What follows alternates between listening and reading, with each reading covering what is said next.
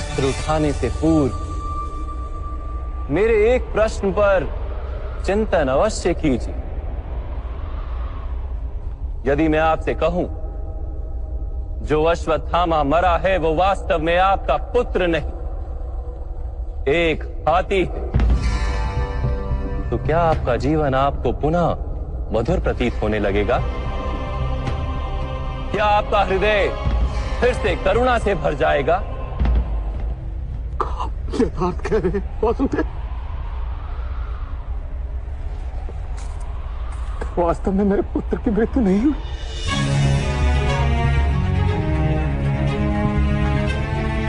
यदि आज आपके पुत्र की मृत्यु नहीं हुई तो कल होगी। विश्व में कौन अमर रहता है गुरुद्रोण?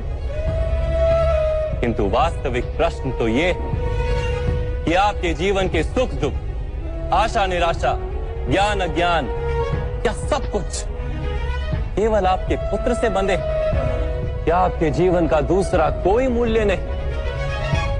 क्या आपकी सारी शक्ति, सारा ज्ञान केवल आपके पुत्र के लिए? खुश, मेरे कारण वो संसार में आया।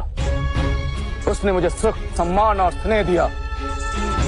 मेरे लिए जीवन में उससे अधिक महत्व का कोई नहीं। क्या प्रत्येक पिता अपने पुत्र से अधिक प्रेम नहीं करता? तो विचार कीजिए गुरुद्रोण, जिस पुत्र के प्रति आपको इतना अधिक प्रेम, उसे वास्तव में आपने क्या दिया? संपत्ति दी, सुख दिए, राज्य दिया, संस्कार दिए, विद्या दी, धर्म का ज्ञान दिया गुरुदेव। क्या आप उसे कुछ भी ऐसा दे पाए जिससे उसे आपके रक्षा की आवश्यकता ही ना?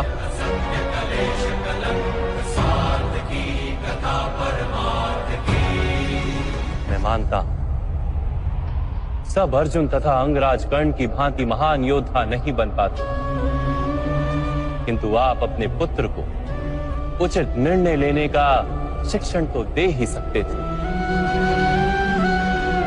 यदि आपने ऐसा किया होता तो आज आपका पुत्र धर्म का शत्रु नहीं होता और आपको भी अधर्म के पक्ष में रहकर युद्ध नहीं करना पड़ता।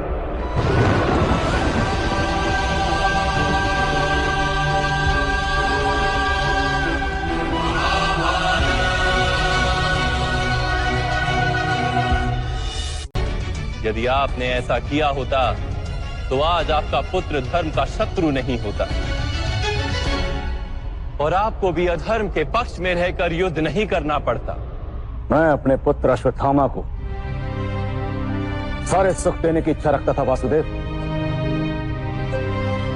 मेरे पुत्र अश्वत्थामा के प्रति मेरे मन में प्रेम के कारण। प्रेम तो उन्नति देता है, उचित अनुचित का ज्ञान देता है गुरुदेव।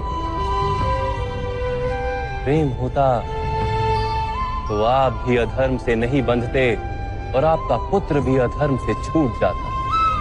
वास्तव में ये प्रेम नहीं, आपके मन का मोह है। प्रेम और मोह के बीच क्या भेद होता है, क्या आपने कभी विचार किया है?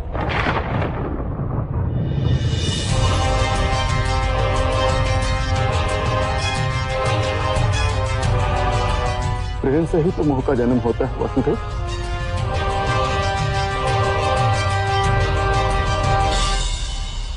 नहीं,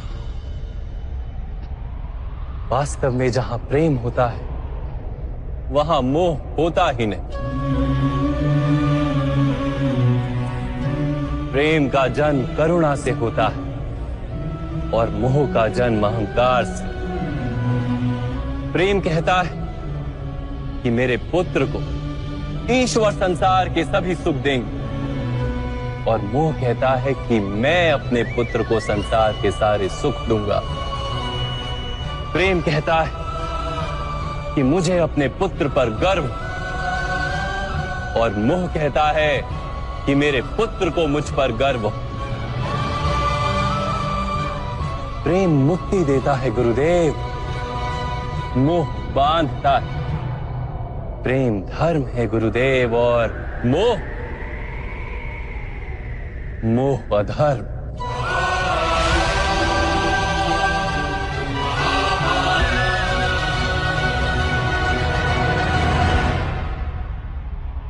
आपने अपने पुत्र को आटे का घोल पीते देख अपनी साधना भंग कर दी थी। उसके स्थान पर अपने पुत्र को आटे के घोल से संतोष मानने की शिक्षा दी होती। अपनी साधना भंग करने के स्थान पर उसे संघर्ष करके कुछ प्राप्त करने का शिक्षण दिया होता, तो क्या आज आपकी स्थिति कुछ भिन्न नहीं होती? अपने पुत्र का भविष्य उज्जवल बनाने के प्रयासों में आप उसके चरित्र को उज्जवल बनाना भूल ही गए। आपके मोह के कारण उसके जीवन से धर्म नष्ट हो गया। लोभ, भय और लालसा का शिक्षण दिया आपने उसे, और स्वयं भी उसी मोह के कारण वास्तव में आप गुरु तो कभी बन ही नहीं पाए, केवल शिक्षक बनकर रह गए आप।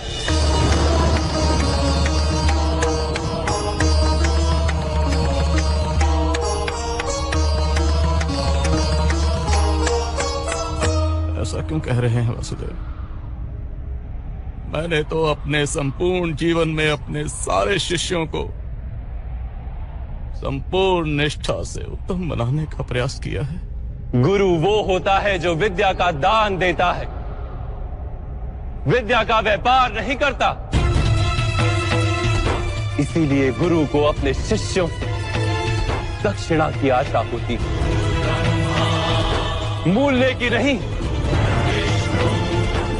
किंतु आपने अपने अमूल्य ज्ञान का मूल्य निश्चित कर दिया। अपने ज्ञान के बदले में अपने शिष्यों से प्रतिशोध मांगकर आपने न केवल अपने जीवन में विष घोल दिया, अपितु अपने शिष्यों के जीवन में भी विष घोल दिया। और ये सब आपके मोह और अहंकार के कारण हुआ। आप गुरु नहीं हैं द्रोणाचार्य। जिस व्यक्ति के हृदय में अहंकार और मन में मोह तथा लालसा होती, उसके हाथों धर्म का कार्य तो हो ही नहीं सकता। इसलिए महर्षि भरद्वाज के पुत्र जैसे बाढ़ में डूबता हुआ व्यक्ति किसी वृक्ष को पकड़कर स्वयं की रक्षा करता है, वैसे ही इस अंत समय में धर्म को पकड़ लीजिए। आज समय है उचित निर्णय लेने का। मोह का त्याग कीजिए। मैं इसी क्षण आपके प्राण ले सकता हूं,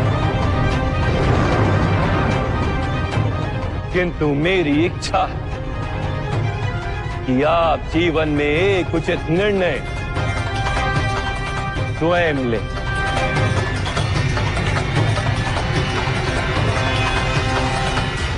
क्या कह रहे हैं आप?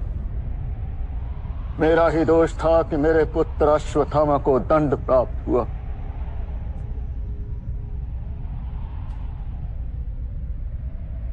अब समय आ गया है कि मुझे भी दंड प्राप्त हो।